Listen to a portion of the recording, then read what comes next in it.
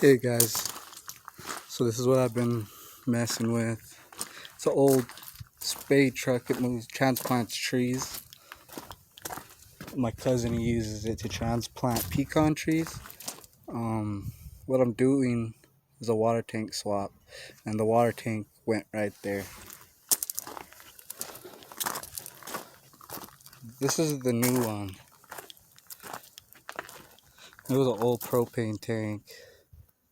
And of course, we took the proper precautions when torch cutting into it, and everything went smooth.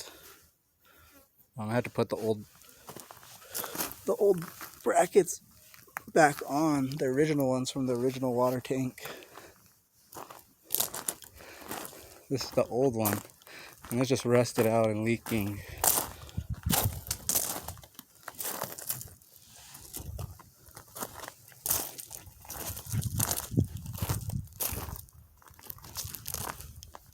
Yeah, this is where it's gonna go right here. We're gonna hopefully put it on right now, see how it goes.